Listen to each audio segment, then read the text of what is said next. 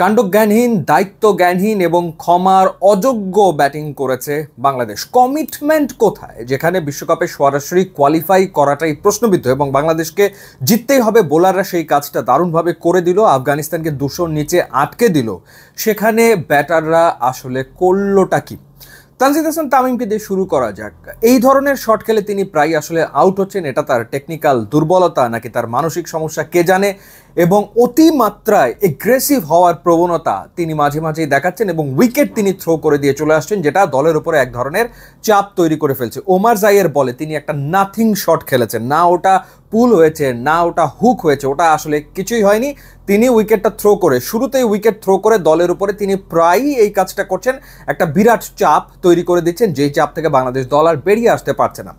গেল তানজিদ হাসান তামিম। এরপরে আমরা দেখলাম যে নাজমুল হোসেন শান্ত তিনি আসলে রান আউট হলেন, এবং কি কারণে তিনি 2 রান নিতে গেলেন ওই বলটাতে বোধগম্য হলো না। বাংলাদেশ কত রান তারা করছিল আসলে, 300, 400, 500, কেন তার ওই রকম একটা রিস্কি রান নিতে হবে, সেটা একটা বিরাট প্রশ্ন। তিনি আউট হলেন। সাইফ হাসান এখনো টি-20 মুড থেকে ওয়ানডেতে শিফট করেছেন বলে তো মনে হচ্ছে না, টি-20 স্টাইলেই ব্যাট করার চেষ্টা করছেন। ওমার জাইয়ের বলে একটা 4 মারলেন দুর্দান্ত, একটা ছক্কা মারলেন দেখার মতো, এবং তার মনে হলো না ওমার জাইকে আরও তার মারতে হবে, এবং তিনিও তার উইকেটটা থ্রো করে দিয়ে চলে আসলেন। এরপর যেটা হলো, তাওহিদ হৃদয় যে শটটা খেলে আউট হয়েছেন, সবাই আসলে তাকিয়েছিল তাওহিদ হৃদয়ের দিকে।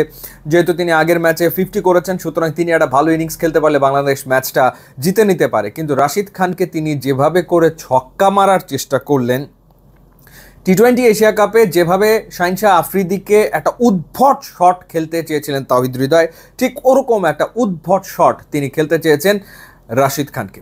কেন, কি কারণে? বাংলাদেশ কত রান আসলে তাড়া করতে নেমেছে। রাশিদ খানের যদি 2-3টা ওভার বাংলাদেশ মেডেন দিয়ে দেয়, তাতে কি যায় আসে? মানে ওভার প্রতি 4-এর কম রান লাগে বাংলাদেশে, সেখানে রাশিদ খান একমাত্র বোলার, তাকে ছেড়ে দিলে হয়, তার ওভারগুলো পাশ কাটিয়ে গেলেই হয়, তাকে 2-3-4টা মেডেন দিয়ে দিলেও কিছু যায় আসে না। না, মানে রাশিদ খানকে বড় বড় ছক্কা মারতেই হবে, এবং ঠিক একই কাজ করেছেন নুরুল হাসান সোহান, এবং ততক্ষণে তো খেলা আসলে শেষ, বাংলাদেশের হাত থেকে বেরিয়ে গেছে।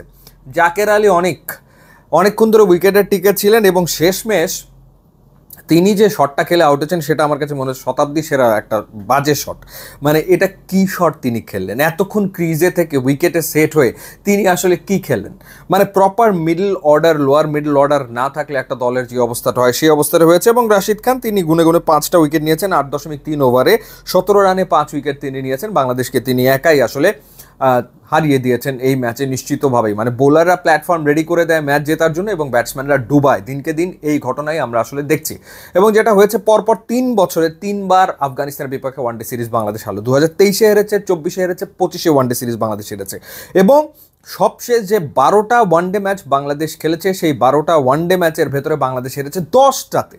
সবশেষ 12 ওয়ানডে 10টাতে বাংলাদেশ হেরেছে, একটা মাত্র ম্যাচ জিতেছে শ্রীলঙ্কার বিপক্ষে, এবং একটা ম্যাচে কোনো রেজাল্ট আসেনি। এই হচ্ছে ওয়ানডে ফরম্যাটে বাংলাদেশের ঠিক এই মুহূর্তের পারফরমেন্স। তো সেই ক্ষেত্রে খুব স্বাভাবিক, সরাসরি বিশ্বকাপে বাংলাদেশের তো খেলা হবে না, এটাই হওয়ার কথা, এবং সেটাই আসলে হয়েছে। এবং আমার মনে হয় যে মানে নির্বিকার টিম ম্যানেজমেন্ট, তো নির্বিকার, তাদের কিছু যায় আসে বলে তো মনে হয় না। মানে ক্রিকেটারদেরও কোনো দায়বদ্ধতা নেই, কোনো কমিটমেন্ট নেই, এবং টিম ম্যানেজমেন্টেরও কোনো কমিটমেন্ট আছে বলে তো মনে হয় না। মানে এই হচ্ছে ওয়ানডে ফরম্যাটের রেজাল্ট। মানে টি-20তে হ্যাঁ জয় আসছে, সিরিজ জিতছে বাংলাদেশ, কিন্তু পাশাপাশি আর একটা ফরম্যাটে যে ভরাডুবি হচ্ছে বাংলাদেশে, সেদিকে কারো আসলে নজর নেই, এবং বাংলাদেশ আফগানিস্তানের বিপক্ষে 2-0-তে সিরিজ হেরে গেলে এখন শুধু হোয়াইট ওয়াশ হওয়াটা বাকি। ইউটিউব ইনস্টাগ্রামে লিঙ্ক আছে, আপনার যোগ দিলে খুবই খুশি হবে। And thanks for watching.